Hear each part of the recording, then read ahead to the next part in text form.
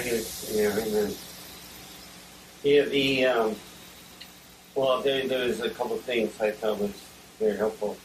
One is we really need the Lord's view of our on for ourselves. Yeah.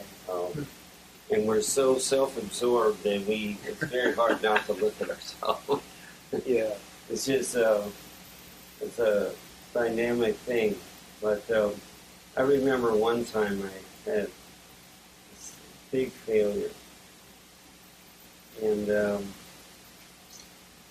I was just turning to the Lord. I was telling Lauren about this. And the Lord gave me, I think it's Jude 20, 21, whatever. I'm not sure of the verse. But I remember the song even to this day. That in this weak condition, there's this song that came up in my heart. And it's based on the verse. It's unto him who is able to keep you and to keep you from stumbling.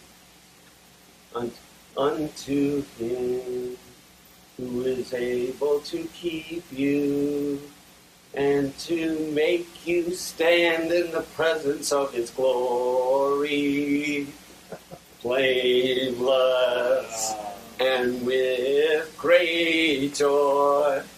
Blameless, blameless, blameless, and with great joy. Now that's how the Lord thinks, right? That's how he's thinking about it. The enemy makes you think, oh man, there's no great joy, there's no blameless, there's no hope, there's nothing but the despondency, depression, whatever, That's one thing that touched me, just the view. Yeah. The other thing is, and I don't know how to explain this. This is new experience, and I just know it's right, but I don't know after that realm. And don't take it too wrongly, but I just felt like the Lord kind of says, I feel like this. I feel like, when you spend time with the Lord, a lot of things can happen. But in the end net effect of every time you spend with the Lord is what happens is gives you the whole see that was the Son manifested. And so all of a sudden, if you have that view, that my time with the Lord is not just I read the Bible as a duty or I kept my morning watch, which you can do, but what happened between me and the Lord? Yeah, that's right.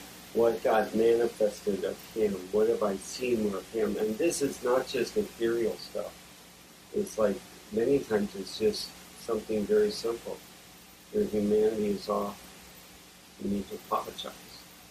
It may be something very divine when you're very nourished and supplied and you feel like you're reigning over the whole earth or whatever, because you're elevated in resurrection. So there's this whole universe, this whole realm, and I had this little thought, because we all get a little depressed or discouraged at different times.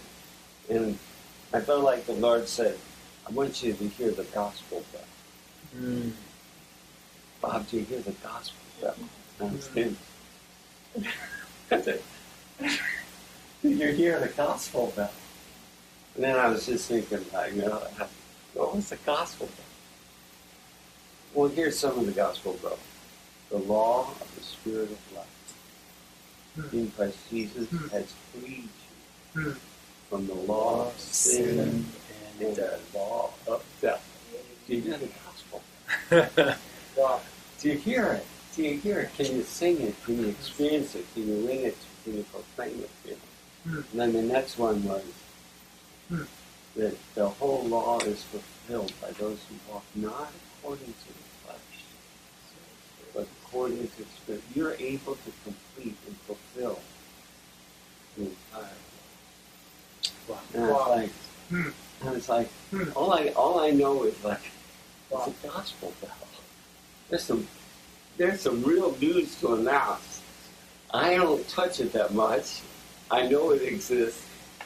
It's not in my possession. But it's like, oh, that's gospel. Your pop said gospel. Jesus pronounced a gospel bell. There's a gospel bell. Can you hear it ring? Wow. Hear it ring, brothers. Hear it ring. It's not a cowbell. It's a gospel bell. It's not a doorbell. It's a good news bell. Wow. So we need to lay hold of the law. How to do that, all the terms that you think, that's all not, so, some parts of simple, but other parts. But there's a living. And I just love it. But it's good news. And like we talked about last night, it's the gospel of right? This Son of God is different than every other realm, every other religion. It's so nothing to do with it.